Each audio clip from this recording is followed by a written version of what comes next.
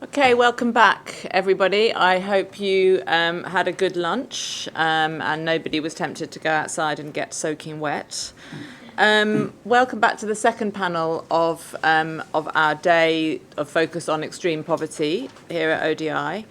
And having discussed some of the detail, fascinatingly, I thought, this morning on the sort of policy and particularly the politics of tackling extreme poverty in some very different contexts, we're now focusing in on the numbers. And I think you can see from the panel in front of me and on the screen as well that we're in for a really fascinating conversation. So first of all, we're going to hear from Dean Jolliffe, who is a senior economist at the World Bank and has been involved both in collecting data in some of the survey programs run by the bank and also analysing that data, and was one of the architects of the new poverty numbers that were released the other week, the headline of which, as I'm sure you will know, is the raising of the level at which we define extreme poverty from $1.25 to $1.90. Then Espen Pritz, who's also an economist at the bank, again with experience in both collecting programs, collecting data, working at country level, and working in Washington on the analysis. We'll talk about some of the paths not taken, some of the alternative metrics and measures that would exist to try to work through the same set of numbers. Martin Revallian, we're very grateful to for getting up very early and being available online in Washington to also contribute. Will also present a critique of some of these numbers and some alternative ways of thinking through poverty measurement.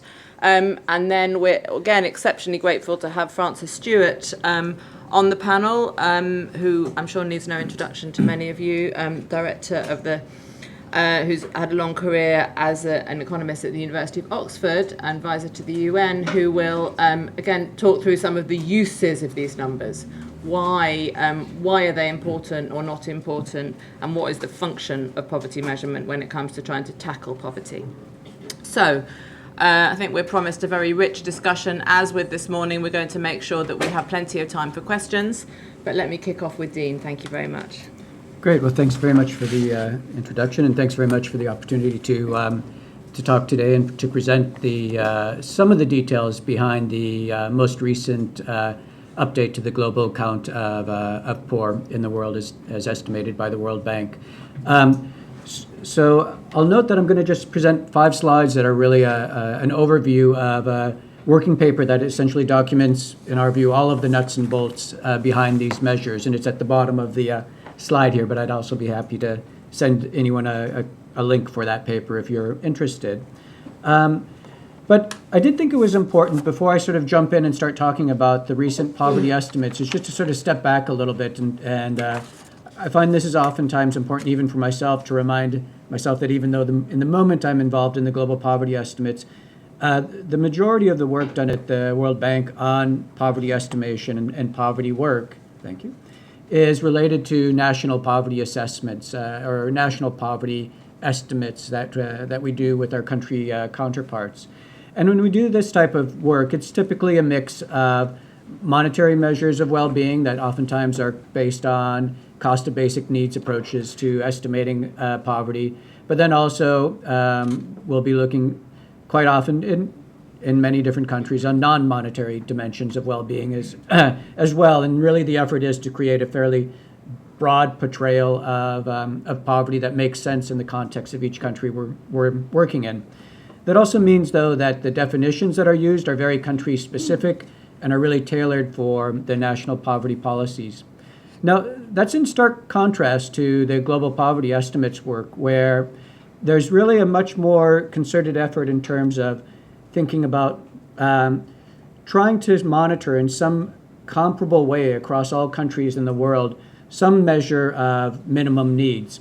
And so in that sense, it means that we want to produce a poverty line that can be used for all countries and that's really comparable across each and every country when we talk about a definition of extreme poverty. And our view on this is it is very useful and it's very relevant for monitoring progress towards international goals that are stated by the bank and by other development agencies. It's also a useful and effective vehicle for communicating about poverty issues to a global audience, to the international audience oftentimes. But that issue that we need this line, we need a poverty line that's common across all countries, means that we want to be able to price out some value of essentially basic needs in a way that's comparable across each and every country. And so to do that, we end up relying on what I'm calling here the PPPs, and the PPPs are the Purchasing Power Parity Index data. And that's price data that essentially aims to price out a comparable bundle of goods across all countries, such that when you use this as essentially an exchange rate, it will allow you to say that you're purchasing the same bundle of goods, or you have the same purchasing power across each and every country. Now, the issue with the PPP data in terms of, or a key issue with the PPP data in the context of global poverty estimates, is that the data is really only collected at very irregular intervals. So we note here that some major releases of the PPP data came in 85, 93, 2005, and 2011. And it's the 2011 data that we're working with right now that were released last year in 2014. And this question is, we know that with each new set of PPP data that we receive, by nature it tells us that relative prices are changing around the world. And so that means our portrayal of poverty most likely will also be changing around the world, because we've now learned that areas that we thought were particularly cheap maybe now are much more expensive. And so the value of that poverty line that's common across all countries will end up shifting in a way that is somewhat surprising to people who haven't anticipated the change in the relative prices across countries.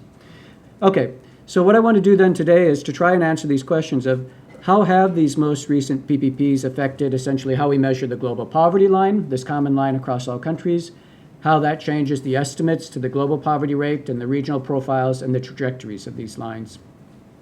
So we felt that a very important constraint in our work was that we realize and accept that nowadays many goals are stated in terms of the global poverty line. Oops, thank you very much. Many goals are stated in terms of this global poverty line. So for example, the Sustainable Development Goals is expressed, one of the poverty goals is expressed in terms of the international poverty line. The World Bank's goal of eliminating extreme poverty by 2030 is explicitly stated in terms of the percentage of people living with less than $1.25 a day. And many international organizations also use this definition of poverty. But this definition of $1.25 is expressed in terms of 2005 prices and 2005 relative prices. And it's all essentially, it takes $1.25, uses the 2005 PPPs and converts it into local currency units in each and every country. And so this question now is, now that we have the new 2011 PPPs, we know that relative prices have changed. How is that going to affect essentially how we monitor progress towards a goal that was expressed in 2005 PPPs? So not necessarily, it's a question that has many different potential answers. And what I'll convey to you today is the approach that we've taken and why we think that it's a reasonably robust answer to this question. So the approach that we've taken for the $1.90 line was, we said, okay, the $1.25 line, when it was constructed based on the 2005 PPP data, was essentially based on work that one of our later speakers, Martin Revalian, with his co-authors Xiao Chen and Prem Sengrila, did by taking national poverty lines from 74 different countries and plotting out these poverty lines by essentially income level of the country, we'll say. And that's the figure there on the right-hand side of the slide. And as you see, for a large part of this portion of the graph, it's upward sloping, suggesting that as countries get richer, their definition of basic needs changes and increases over time. But at the far left of that figure, circled in red, you see a portion of that line in which it seems that there's no sort of direct correlation between increases in income and the national poverty lines. And this was interpreted as being a sign of representing sort of absolute levels of poverty in the country, that really it didn't really matter that if the country got any worse off or any better off within this range, their poverty lines seemed fairly stable, not sort of changing up and down. And this was taken as the definition of absolute poverty, and this has been the basis of the $1.25 line. So it was the value expressed in local currency units of each and every line here, converted into 2005 PPPs, and then the average value of this gave $1.25. What we did then for the $1.90 line is we said, okay, well, let's use those same values of those national poverty lines. Let's inflate them from 2005 up to 2011 based on local inflation rates so that we keep them real in terms of the local currency units between 2005 and 2011, and then use the 2011 PPPs to convert them into a dollar value. And it's that average value of all of those conversions that gives us $1.90. So in this sense, the construction of the $1.90 line is that it's based off the same countries that define the $1.25 line, and it's using the same values of their national poverty lines, but it's just converting them into real PPP dollars in 2011. So that's why we'll say that in some of our writing, you'll say that we've maintained the purchasing power of those countries that define the $1.25 line in much of our literature. Now, there are many people who critique that approach, and one of the critiques that has been levied against it is that it should be based on a broader set of countries. And what we did was we said, okay, well, what if we tried to address that question as well? And I'm going to just, for the sake of time here, I'm just going to jump straight to that third bullet there. And we posed the question of what poverty line in 2007 maintains the same purchasing power as $1.25 in 2005 for most of the poor countries of the world. Now, we're able to answer that question for 101 countries that we have in our PovCal database, for which we have 2005 and 2011 PPP data. And so what we do is we say, okay, let's take $1.25 in 2005 PPP terms for each and every country in our data set. And we're going to essentially do this process of converting that to local currency units, then inflating it with the local CPI up to 2011, and then convert it back into 2011 PPP units. And the way we do that is that the algebra up on top with that delta term, which is the conversion factor there. And then when we plot that out, we get the figure on the right-hand side of this figure. And what was pretty surprising to us was that the mean value of that exercise also gave us $1.90. And so we felt that that indicated that this $1.90 is defined off of these 15 countries, but it's really quite robust to the assumption of what if we did it off a broader set of countries. And this is why we're fairly comfortable with language that's a little bit more casual in terms of defining the $1.90 when we say it maintains the purchasing power of $1.25 for most of the poor countries in the world. And we thought that was a very desirable attribute. And Espen has done a lot of nice work looking at various other sort of permutations of the definitions and other approaches to this. And many of the other approaches give estimates that are around that $1.90 figure, and the paper documents those. Having said that, though, this is just on average, these new poverty lines would come to $1.90 if the $1.25 was converted into 2011 PPPs.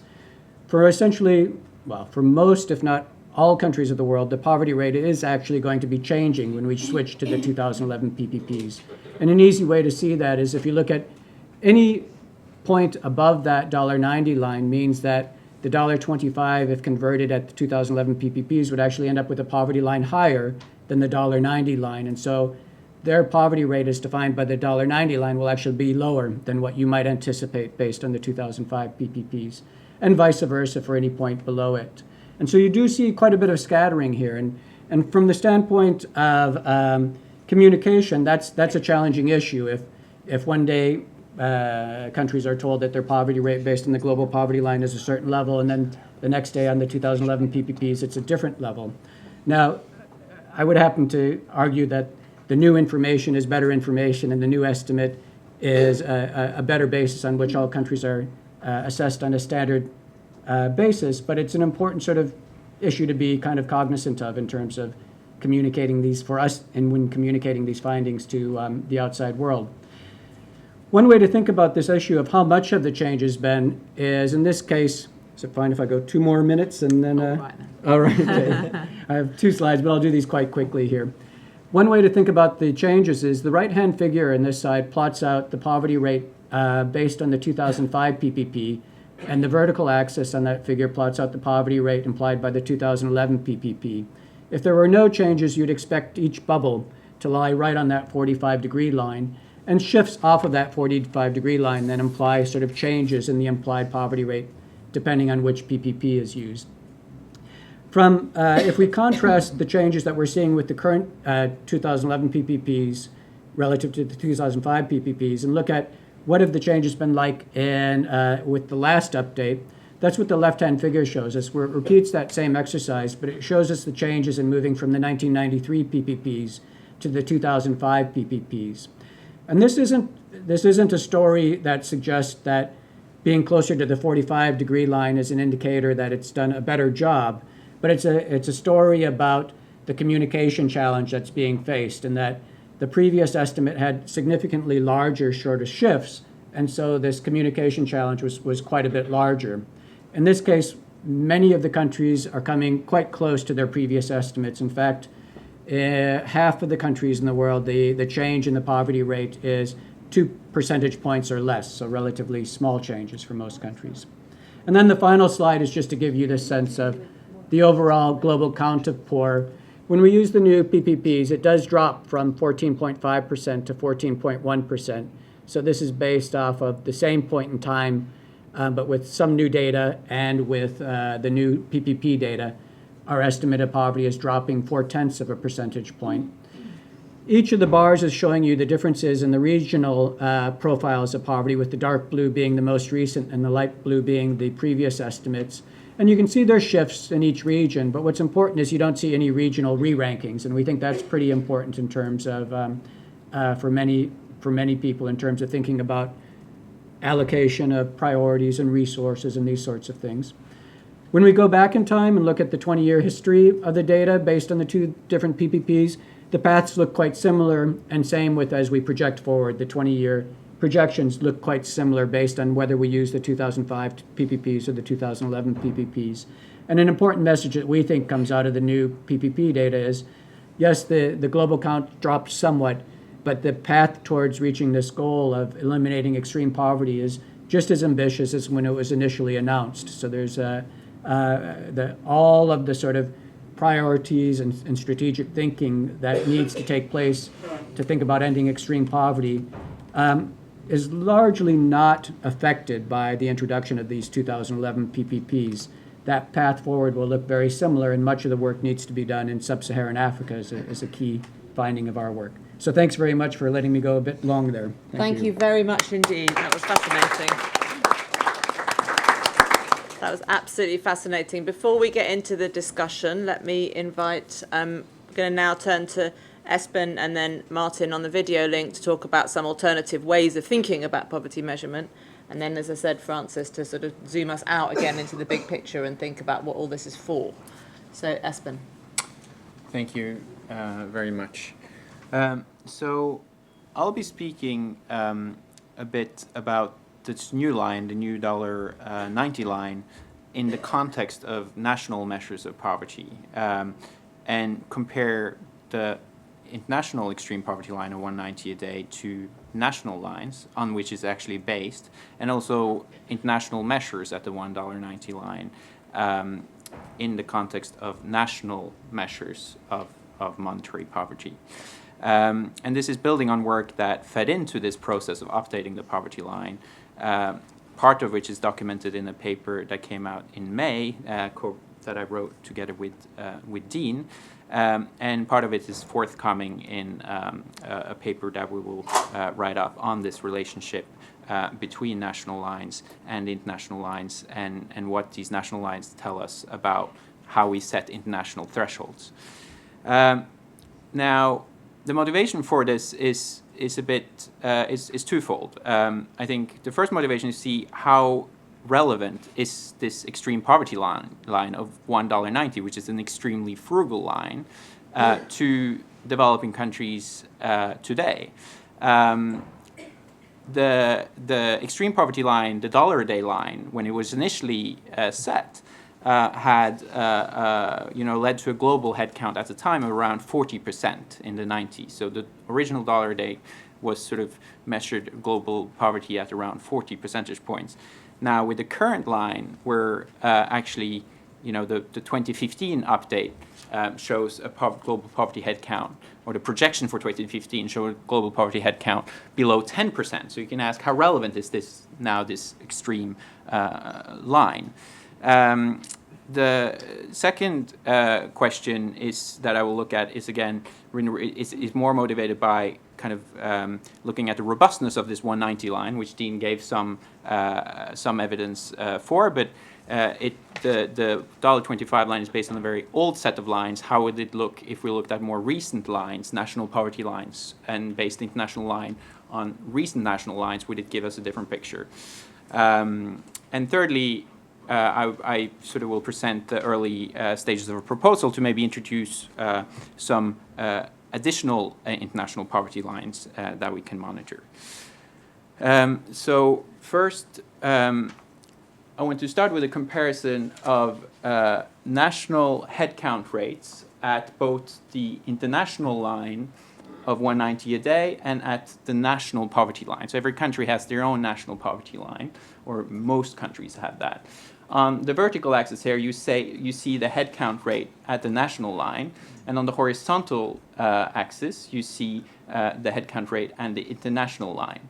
You'll see that for about half the countries, there seems to be quite a strong correlation and correspondence between their international measure and their national measure of poverty, reflected in the headcount rates.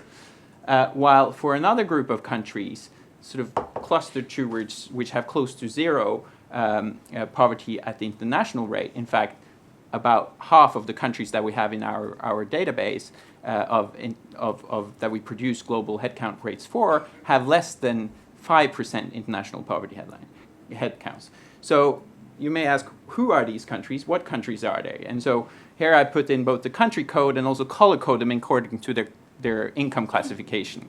The blue countries there are the low-income countries. You see, for them, clearly the international line corresponds quite closely to the national line and the national measure. Also, for some of the lower middle-income countries marked in red, the international line seems to correspond quite well to the national rate. However, for upper middle-income countries and high-income countries, the international line does not correspond well and is not sort of relevant in the context of national measures. Obviously, it's still relevant as an extreme global line, but it doesn't correspond very closely to the national line.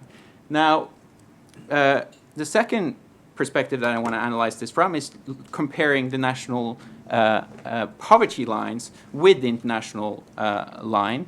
This is based on a new data set that Dean and I have created, which basically estimates a set of national poverty thresholds, which are derived from the national headcount rates, which we saw on the vertical axis in the previous slide, mapping them into the international income distribution for the same year, and deriving the poverty line in international dollars, which produces the same headcount rate in the international distribution as in the national distribution, as such reflecting the national threshold denominated in PPP dollar terms, and sort of as such reflecting the value of the national line in a comparable manner.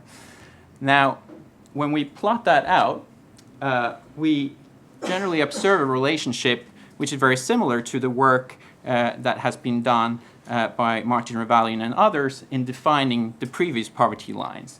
We have a large set here of 604 lines, I believe, for more than 100 or close to 120 countries. And you see this is very similar to the graph that Dean showed, with this upward sloping relationship between national poverty thresholds and national national poverty lines are increasing as countries get richer. Now, one thing which is a bit different with this picture is, in fact, when we zoom in among the poor countries. In fact, even among the poorest countries, we seem to now observe in our data set an increase in poverty lines, in national poverty lines, even among the very poorest countries. So we no longer observe this flat relationship between poverty lines and income level of the very poorest countries, which was what was used previously to define both the dollar a day line, the 108 line, and the $1.25 line. So part of the motivation for doing this was that if we could re-estimate the line using the methods that we used in the past with this recent data, and in fact there's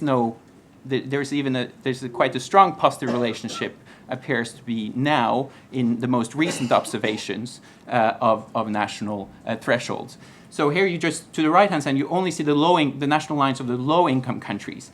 But what is reassuring, if you take the median of this group of countries, so these are 32 low-income countries, that in fact the median line there is $1.92, which is sort of reassuring and close to the $1.90 international line, and kind of you can easily convey that the $1.90 line is reflective of a typical poverty line among today's low-income countries. And this again shows that, yes, the international poverty line $1.90, although it produces a very low global count, still is relevant for today's low-income countries. Now, if we look at the distribution in sort of, this is no longer a log linear space. This is a log space in which you get sort of a linear relationship that is quite strong across the whole. This goes from low-income countries in the very left side up to high-income countries. The horizontal axis is no longer private consumption from national accounts, but it's GNI per capita, which is used to classify countries by income classification, the income classification that the World Bank uses: low income, middle income, or lower middle income, upper middle income, and high income. So we want to see, is there, could we maybe produce other lines or estimate lines that are more reflective, not of low income countries, but of middle income countries and possibly high income countries, since the $1.90 line now only seems to be sort of reflective of definitions of poverty in the very poorest countries. And our preliminary work suggests that, you know, we could define other lines, so more higher lines, which are reflected then of the middle income countries and high income countries. And these are some preliminary estimates that we have provided or calculated from that. But our suggestion is maybe that we should introduce additional lines that are more relevant to other categories of countries. This is a very intuitive way of doing it. It's sort of taking poverty lines that are typical of low-income countries, poverty line that's typical of middle-income countries, or poverty lines that are typical of high-income countries. And it's a suggestion which I think would be easy to communicate, but it's not as sort of statistically and econometrically, I guess, and conceptually elegant as some of the other proposals out there, one of which I'm sure Martin Revalian will present later. So that's it. Thank you, Espen. Thank you. This is great. It's a really interesting way of thinking about it, and I hope we come back to that and some of the conversations, linking that to some of the conversations this morning about moving out of poverty and the sort of people's trajectories as they move out of poverty and the role of social protection and graduation. And I think, though, that idea about different poverty lines for different country classifications is really interesting. Now, it gives me huge pleasure now to introduce Martin Revalian, who I'm sure, as many of you know, is the Edmund D. Villani Chair of Economics at Georgetown University, was previously director of the research group at the World Bank, worked there for many years, and obviously has been very much involved in some of the construction of some of the methodologies around poverty lines and so on. Now, Martin's going to be talking today from a paper that he has produced for the Centre for Global Development towards better global poverty measures. We have hard copies outside for those who are interested, and it's also available on the CGD website. So Martin, thank you very much. Welcome, and over to you, please. Thank you. Can you hear me well? Perfectly. Great. Thank you very much for organizing this, and I've enjoyed the session so far, good presentations. I'm going to sort of step back from the $1.25, $1.90 absolute approach and ask a couple of further questions and sort of suggest some solutions. And Next slide, please. Can we have the next slide? Oh, that's it, thanks. This slide really motivates this. In all poverty monitoring, it has to be socially relevant. And Dean already touched on this when he mentioned the importance of the national poverty assessments, and which is the bulk of what we really do in using data to help the cause of fighting poverty. It's the national level. And we try to assure that the poverty lines we use are socially relevant in that context. And a similar point about global poverty measurement, which is in many ways less important for our policy dialogues, but it does have a profile globally and is an important public good. An approach to measurement which is out of step with social thought and social policy will become irrelevant. And although I've been associated so much with this approach, I actually think that is true now. The current focus on counting the poor relative to a fixed absolute line needs to be complemented by some new measures. I say complemented, I'm not saying these are substitutes, I think we need both.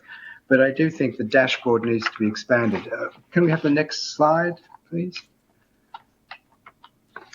This is not just a pretty picture. It's a bundle of a bush of cat. Anybody who works in Yemen, I've worked a bit in Yemen, knows how important cat is to society of Yemen. Yemenis spend hours, men especially, chewing cat in cat sessions.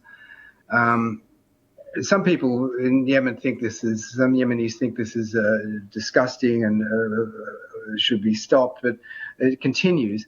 But people don't really fully appreciate that cat in Yemen is a social inclusion need. Chewing this stuff is part of, and being in a cat session, which may go for hours, all kinds of business is discussed, all kinds of social economic interaction that is premised on participation in a cat session. And if you can't bring your cat to the cat session, you're socially excluded. Poor people in Yemen, poorest decile, will spend about 10% of their total spending on cat, fresh cat. You need it every day. Parenthetically, I wonder what's happening now. But because you've got to get it in from Djibouti, and it's often from Djibouti, and it's transport is difficult now. But the point is clear. Next slide. There are these social effects on welfare, and they involve issues of relative deprivation, shame, social exclusion, the consumption needs to participate in society with dignity. We've always recognized this, but we've often searched for a way of conceptually thinking about it. How do we anchor the poverty comparisons in a way which respects these social effects on welfare? And I'm drawn to a paper by Amartya Sen, as often one is in this topic, and where he said that an absolute approach in the space of capabilities translates into a relative approach in the space of commodities. Capabilities meaning essentially welfare, one conceptualization of welfare, which we can nest within the approach that economists traditionally take to measuring welfare. The point here is that we should be absolute in the space of welfare. If welfare depends on relative deprivation, social inclusion, cost of social inclusion, and so on, if those things are relevant to welfare, as we now believe they are, and I think the evidence is compelling, then to be absolute in the space of welfare, we will need to be relative in the space of commodities.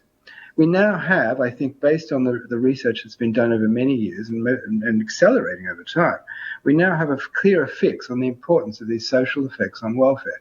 The research is continuing, but although I might not have said what I'm saying today 10 years ago even, I think today it is quite compelling. Can we move to the next slide? This is another version of that picture that Dean put up. This time I've included the rich world and the poverty line, so you understand the picture. The question is, why do we see this picture? Why do we see rising poverty lines? Why are poverty lines higher in richer places? Next slide, please. There are two possible reasons. And here we have what econometricians call an identification problem. There are two possible reasons for that rising, that gradient, that economic gradient in poverty lines. One is the one I've already mentioned, social effects on welfare, that you need a higher real monetary line to achieve the same level of welfare in a richer country. that means that a relative line would be needed to be absolute in the space of welfare. We're still doing absolute poverty measurement, but absolute in a welfare space. You can call it a capability space, but a welfare space requires a relative poverty line if you believe in these social effects on welfare. And as I say, I think the evidence is compelling, common sense and a lot of research. But there's another explanation. Social norms. Possibly richer countries use higher reference levels of welfare in defining poverty. And we can't discount the possibility that that's in play. For example, today, the poverty line in the United States, the official poverty line, is about $16 per person per day versus about $2 a day in poor countries. Do we think that ratio of 8 to 1 is only necessary to achieve the same level of welfare in the US versus, say, Africa or South Asia? I don't think so. I think the truth is somewhere between the two. I think you do need more than $2 a day to achieve the same level of welfare, to dress properly, to participate in society properly in the United States as you do in South Asia or Sub-Saharan Africa. I think that's believable, but I don't know that it's a ratio of 8 to 1. And we will not know for quite a long time. In fact, I'm not even sure we'll ever know. So this identification problem poses a serious issue for global poverty measurement. The truth is somewhere between the two. Next slide, please. That means we're going to have to think of bounds. I'm going to interpret the absolute poverty measures that you've seen already and we know very well. I'm going to interpret them as the lower bound. These can be interpreted as the poverty lines you should be using if the relativist gradient only reflects social norms. Clearly, if it's just simply that people use a higher reference level of welfare in the United States versus India, if it's only differences in social norms, then ethically it's compelling to use a common norm. Then we would use a common absolute line in terms of real consumption or income. However, if we take social effects seriously, then we're going to need a poverty line that adjusts to the differences that we see. And there I propose we use a weekly relative poverty measure which better tracks the poverty lines we see in practice. Next slide, please. This is what I'm proposing. It's $1.25 a day. I'm doing all this in 2005 prices, so that'll be $1.90 a day in 2011 ICP prices. It tracks. That's the upper bound the upper bound is obviously above the lower bound, so it's got to be $1.25 a day at a minimum, and then it rises with average consumption above that with a slope of 1/2. This fits the data on national poverty lines extremely well. I have some comments on some of the more recent work that was discussed, but I'm not going to go into that today. But well, you can press me if you like. But that's what I'm going to use right now. The next slide. And this is what we get. This is the lower bound. The blue line is what you're used to seeing. It's a percentage of people living below $1.25 a day, or it'd be very similar using $1.90 a day at new ICP. And the red line is the upper bound. That's the absolute plus relative line. So essentially this is saying you're not poor by the upper bound if you're neither poor by the international poverty line nor poor by the poverty line expected, the typical poverty line of countries at your average income. So you're neither absolutely poor nor relatively poor. Good news is the poverty rates, this is the percentage below each line obviously, the poverty rates are falling either way. Next slide. Bad news is while that's true for percentages, it's not true for numbers. Numbers of poor by the absolute line are falling, as we know, and that's been accelerating. In fact, since 2000, we're seeing faster progress against absolute poverty by the $1.25/$1.90 line. Relative poverty, on the other hand, we're seeing a rise. We're seeing a rising number of people between these two lines. That's not awfully surprising. It's not necessarily true, but in a sense, you can think of it as two sides of the same coin. The success we're having against absolute poverty is producing relative poverty, but it's producing it at quite a rapid rate. And as you see, the numbers of people below the upper bound, the top line there, those numbers are rising. Next slide, please. Okay, there's a second issue, and this is even more new. This second issue is about, it's motivated by a comment in the UN report in 2013 on the New Development Goals. The indicators that track them should be disaggregated to ensure no one is left behind. And I thought to myself, well, wait a second, are we doing that? When we look, next slide, please. When we look at what people say about this, we hear very different things. Here's a plot of mean consumption per person, dollars per person per day, again, 2005 ICP. Over time, the blue line is what we're seeing in the data. And that you see that acceleration. We've moved to growth trajectories around 4% per person per annum, double the trajectory prior to that. And that's fantastic. That's great news. And that's why me and others are so optimistic that if we can continue this, we really can lift 1 billion people out of poverty by 2030. So that's great news. But and you can see the discrepancy. If we project the old rate forward, we would be seeing much larger numbers of poor in the world. But can we turn to the next slide? The question is, were the poorest left behind? And when we look at the answers people give, we see dramatically different things. Here I've quoted Secretary General Ban Ki-moon. The poorest of the world are being left behind. We need to reach out and lift them into our lifeboat. Similar comments from Guy Ryder, from the Vatican and others. Next slide, please. Against that, we see very different arguments from economists, people like myself, Dollar and Cray, and others. Steve Radlett, in his book just to come out, of the concept, the expression he uses, breakthrough from the bottom. They appear to be saying something radically different. How can we reconcile these conflicting views? And that's the question I've been posing to myself, and here's my answer. Can we turn to the next slide?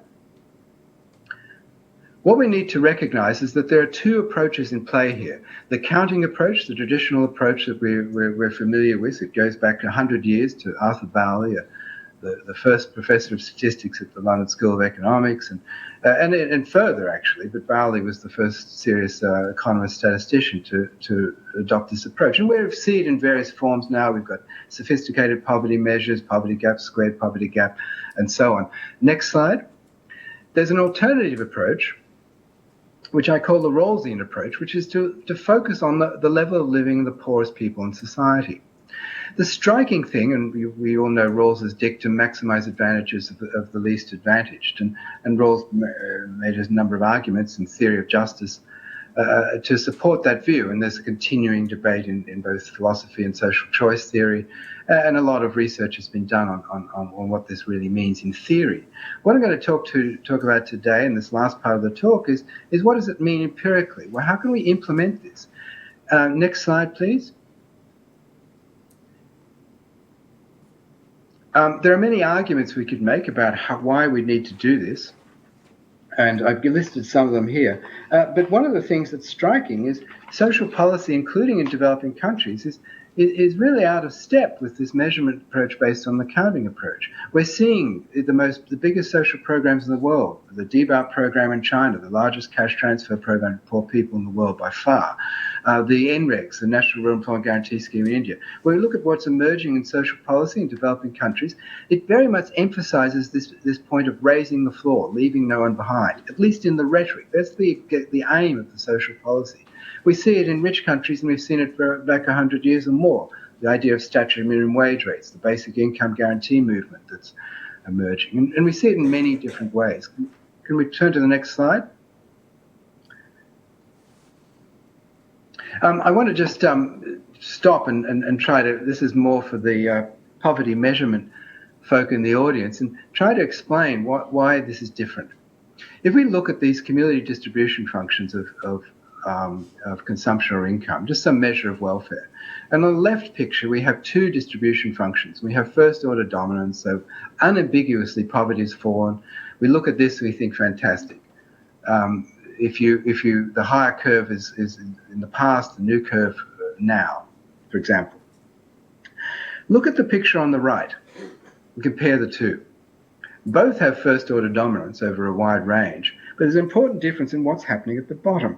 And it's that difference that I want to bring into our dashboard of poverty measurement. On the right, we see a rising floor. On the left, the floor has stayed put. My question is, which of these things is happening in the world today? The last 30 years in developing countries, the growth and the poverty reduction we're applauding, and with good reason, which is it? Is the floor rising? How fast is it rising? Next slide. To answer this is quite difficult, and one of the reasons is that when we think about it, no sample survey is going to be very good at measuring the minimum level of living. The imprecision about that is large. We need an approach to measurement which is more robust to the measurement errors and the transient effects. It's not just measurement errors. There can be idiosyncratic transient factors. You interview a household today and you ask what their food consumption was in the last week, and everybody in the household's been sick and they haven't eaten nearly as much food as they do normally. There are all kinds of transient effects in our household surveys that would make measuring the floor, measuring the level of living of the poorest person, permanent consumption, say, measuring the lowest per level of permanent consumption, make it extremely difficult. Next slide. The approach that I'm proposing is essentially builds this up from a series of seemingly plausible assumptions, but they're contestable assumptions, but we need to make some assumptions. I'm going to assume that although the lowest observed level of living we cannot be certain that that is the true lower bound to the distribution of permanent consumption, it is the most likely. The probability is highest for the person who's observed to be the poorest, and the probability falls as observed consumption rises. This is my way, actually, it's my kind of cute assumptions, if you like, but it's quite a powerful assumption. If you build an estimator of the mean level of living, of the expected value of the level of permanent consumption given any income distribution based on that assumption, you back out a formula. There's a few lines of algebra that is remarkably simple. It says that there's going to be an upper bound above which, call that y star, above which nobody is believed to be the poorest person. So we say there's a well-defined set with an upper bound, y star. If your observed income is above y star, there's zero probability you're the poorest person. Below that, the poorer you are, the higher the probability, but never reaches 1 for the poorest person for the reason that I've outlined. Then we're going to have to weight that by 1 minus the squared poverty gap divided by the poverty gap. The ratio of the squared poverty gap for a linear probability function, the ratio of the squared poverty gap to the poverty gap index, becomes a crucial parameter for measuring the expected level of the consumption floor in society. Next slide. There's a technical paper in the NBR working papers of mine that you can read, which goes into alternative assumptions and robustness of these assumptions and generalizes this to nonlinear probability functions. But I'm going to cut through all of that. What do I think the floor is? About 67 cents a day. This is combining all of the data we have going back 30 years. The average level in 2005 PPP, it would be about slightly under $1 a day at 2011 PPP. That's my estimate of the consumption floor, the mean level of the expected level of the consumption floor, the lowest level of permanent consumption in society. Okay, that's, and in fact, quite independently of this, Lindgren has done some useful calculations of the bare bones baskets of food items across the world and comes to a very similar number. This is independent work, but coming at a similar question from a very different direction. So that's a bit reassuring. But what's happening over time? Well, it's not a good story. Next slide. Here I've given you that overall mean, the red line, what I showed you before. Great news, since 2000 we've seen this new trajectory for the average consumption in the developing world. The blue line is the floor over time. Now, one of the amazing things about statistics is that that blue line has a statistically significant positive slope. Now look at it. You know? I mean, and it's a T ratio like 4. I mean, you know, but it's such a slow slope. Now, of course, it's not difficult to get a T ratio of 4 when you're looking at using data on 2 million households. But that's what it looks like. The floor has moved slightly upwards over this period, and strikingly, that floor has not moved upwards since 2000, and just a little bit, a trend rate of growth of 0.4% per annum versus 4% per annum in the overall mean. So we're seeing a marked divergence between the level of living of the average person and the lowest level of living in the developing world. Next slide. This is another way of looking at it. I prefer my previous way, but some people like this way. This is I've just compared the quantile functions across two dates, 1981 and 2011. So what this picture gives you on the vertical axis is the gain, the average gain by percentiles over 30 years. And the point of this picture is, look at the bottom there. Look at the far left there. It's virtually zero. The gain at the bottom is virtually zero. So in terms of those two possibilities for the CDF, the community distribution function that I talked about before, it's the one on the left. And I've just drawn the picture in the smaller diagram within this larger picture. We are not seeing a rise in the fore. We're still seeing first order dominance. It's positive throughout, but we're seeing vastly larger gains at the top than the bottom. These are absolute gains, not percentage gains, but an absolute gain is what we're interested in. We want to see if the absolute gain is positive at the bottom. Next slide. Next slide. I've taken I got very interested in this. I started going into the historical data sets and looking at what happened in today's rich world. If you go back 100 years or more, if you go back 200 years, in fact, you'll find that today's rich world was easily as poor as the poorest countries in the world today. I mean, if you talk about the United States, for example, I estimate that the poverty rate, or $1 a day poverty rate on a comparable basis over 200 years, back to about 1820 to 1850, was somewhere around 40%, a level that you would consider quite high in sub-Saharan Africa today. But my next question is more interesting. What happened? How did the rich world, how did its progress occur? And what happened to the floor in the rich world? Well, the floor did rise, as is obvious, and it rose at a rate about double the annualized rate as we're seeing in the developing world. So in a kind of interesting way, the developing world is getting out of poverty faster by the counting approach. The rate of progress against absolute poverty in the developing world over the last 30 years is considerably higher than the rich world achieved over the 100 years it took to virtually eliminate extreme absolute poverty. But the floor rose faster in most of the rich world today. Some imprecision about this and some uncertainties in the numbers, and there's some work I can point to that of mine and others, including Bouguillon-Morisson, which helps clear up a bit of that uncertainty, but certainly does not eliminate it. And the further we go back in time, the worse the data. There's no question about that. But this picture emerges, and I think I'm reasonably confident in it. Next slide. Next slide, please. One more. My conclusions are clear. I think that the dashboard here needs to be augmented in two ways. I think we need to add a relative line. It should track what we see in national poverty lines. That means it's going to be a weakly relative line, not a strongly relative line. I'm quite critical of the strongly relative lines we see in Western Europe, Eurostat lines. I think they make no sense unless you're extremely rich society. But we can go into that. But we need a weakly relative line, which is consistent with how national lines vary across countries, and that becomes an upper bound. And the true welfare consistent absolute line lies somewhere between those two bounds, and we're not sure where it is. So we need both bounds. Next slide, and final slide.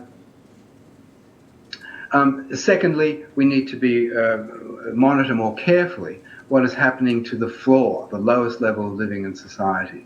I've put something on the table here, a measure that makes sense to me, but I'm sure it could be improved. But the important message is that we need to bring this into the dashboard. And I think unless we do that, there's going to be an inconsistency between how we continue to monitor poverty and how we think about social policies. Thank you.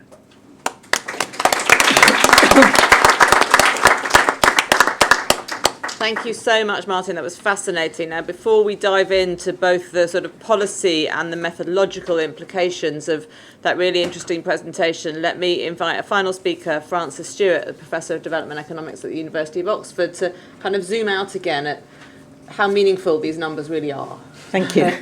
Well, I understand why they were developed, because, in fact, if you take the new 211 PPP adjustments they did to countries' national income, which had very weird effects, and suddenly a whole lot of countries became middle income, which is also something we need to think about, whether they really are middle income or should go back to being low income. But anyway, they also had huge effects on the measurement of poverty. The result was that poverty overnight became halved using the old method. So it was dramatic, and obviously something had to be done about it. And what they've done, which is very sophisticated, is somehow to readjust the poverty line. So in fact, the poverty has gone back to almost exactly what it was before. In fact, as a number of people have said, they didn't want to change the goalposts. So the goalposts have remained the same. There's been a slight reduction in poverty measurement in Africa and in South Asia, and a bit of rise in Latin America. But basically, we've got the same poverty figures, but using the 211 instead of the 25. So we're assuming that the old ones were correct. And these are very powerful. I mean, obviously, they're very powerful in terms of the global agenda and in terms of what the World Bank's going to do, in terms of what donors particularly do. I don't think national governments take so much notice of them. So there is a sort of deep issue. And my concern is that how meaningful are these estimates? And I'll quote from Angus Deaton, because one should always quote from new Nobel Prize winners. He says, "You've got a line that no one knows where to put, PPPs that change and underlying data that is bad. It's a sort of statistical problem from hell." Or more graphically, he said, trying to find the poverty line is like chasing a unicorn through the woods. And I think he's got, a point, and that's the point I'm going to be making. And the problem is partly because poverty itself is not well defined. And it's interesting that really nobody here so far has tried to say what they mean by poverty. We've been talking about it as though we all know what it is. Well, Martin got closer to talking about it with the floor, but basically we've been talking about it as if we know what it is. And partly because the monetary estimates are flawed, and they get more complex and possibly more flawed through using PPP, because obviously PPP involve very complex translations of one set of commodities to another set and don't necessarily reflect what's happening nationally. And they are based, as has been said, on the poverty lines of a few low-income countries. And so the validity of these estimates depends very much on the validity of the national poverty lines, and the validity of the new estimates, if you do your interesting thing about having higher estimates for middle-income countries and so on, will also depend on the validity of those estimates. So how do we know whether these estimates are valid? Well, first of all, there are huge numbers of methodological problems in arriving at any estimate, which means that you have to make a set of assumptions on the way to arriving at any estimate. You have to make assumptions on the nature of the basic needs basket that a household has. You have to make assumptions on adult equivalence, on economies of scale within a household, and so on. And then you can have data issues. So that in some work for Latin America, some economists have shown that the same countries could be said to have a 13% poverty rate or a 66% poverty rate, depending on what decisions you make about these assumptions. Then you have the problem of the intra-household distribution, which we know so little about. The question is really, what is poverty? And that's the issue. I mean, what are we trying to pick up? The monetary poverty lines are supposed to pick this up. I think we would all agree that poverty is deprivation, and deprivation in some real needs that we have. And so it's interesting to turn to some empirical research which looks at the way national poverty lines do pick up real deprivations or do not pick up real deprivations. Now, this is some work that I did with others some years ago, so it could be outdated. But in India, we looked at national poverty lines, and then some real deprivations in terms of education, in terms of child nutrition, and in terms of reported health. And say in education, we found that of those 60% of adults who were deprived in education were not deprived in terms of monetary poverty. They weren't under the monetary poverty line, and 45% of children. When it came to nutrition, which is really a more critical issue, because you could say, well, surely these poverty lines are supposed to be looking at nutrition if they're not looking at anything else, we found that 63% of adults, well, this is reported health, had bad health who were not in monetary poverty, but over 50% of children were malnourished who were not in households of monetary poverty. So you're just not picking them up. We did the same exercise in Peru, where we found that nearly 40% of adults and 30% of children who were in education poverty were not in monetary poverty, and 55% of adults and 21% of children who were malnourished were not in monetary poverty. Now, that's just our studies, but I looked at a whole lot of other studies, and we get the same thing in Italy, Chile, Nepal, Pakistan, Romania, Vietnam, Egypt, Tunisia, South Africa. For South Africa, for example, 30% of those deprived in a multidimensional measure of poverty were not monetary poor. So what I'm really saying is these national poverty lines that we're putting such a lot on, forget a moment about the PPP, but just the national monetary lines on which they're based ultimately, are just not reliable indicators of poverty. So what should we do? Because we do need obviously, at a country level, you need a poverty indicator. And of course, remember, it's a very political thing at a country level. You're really deciding what you're going to do when you measure your poverty. So if you decide that you worry about poverty, take the current debate in the UK about changing the poverty line for children. It's all about we don't want to do so much. We don't want to be committed to do so much. And similarly for other lines. So that's what national lines are. But what should we do if we're trying to get something which is comparable across countries? And I think there are a number of things we could do. I mean, at a very simple level, if we just took the child mortality rate, dressed it up in more elegant language, and it would give you a very good comparable indicator which has actually got some meaning across countries. Or we could take a dashboard of deprivations. Or we could go to the multidimensional poverty index, which my colleague is using. Now, a lot of people criticize it because it adds, how do you put the thing together? I think Sabina and Foster, Alcar and Foster have done it very neatly, but you can criticize it, of course, and you can say you put it together in an arbitrary way. Well, put it together in another way and try and see what happens. But at least there's some meaningful sense in which you're picking up real deprivations. Or you can have a dashboard. Or you can go to national perceptions of adequacy of consumption. There's an interesting paper Martin did with Pradhan about that, and another way of looking at poverty. So it seems to me that this is where we should go, and maybe that's where the World Bank is now going with its National Commission on Poverty. So this brings me to my last point, which is the World Bank the right person to define global poverty? The right person, the right institution? Because it is the institution responsible for carrying out the policy. And it seems to me that we should not have the same institution defining and also carrying out the policy. And I say the same thing to the British government with respect to child poverty, because obviously there is an interest there. So I would like to see a global commission. I think that's an excellent idea, but a global commission which is not World Bank based, but is maybe UN based or international of some sort. Thanks. Thank you very much indeed.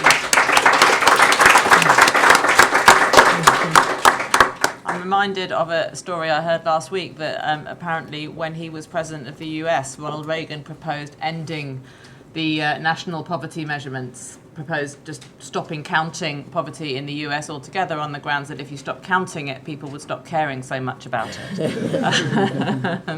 I don't know if this is true, I kind of hope so. But lots and lots of things to talk about there. We have about 25 minutes for questions. So as before, we're going to throw the floor open. Please raise your hand if you want to speak. I think Martin is still online, so feel free to direct any specific questions to him about the presentation or the paper. Please we don't have quite as much time as we had in the last session, so please be very, very brief in your intervention to give plenty of time for other people to ask questions and to hear back from the panel. But over to you.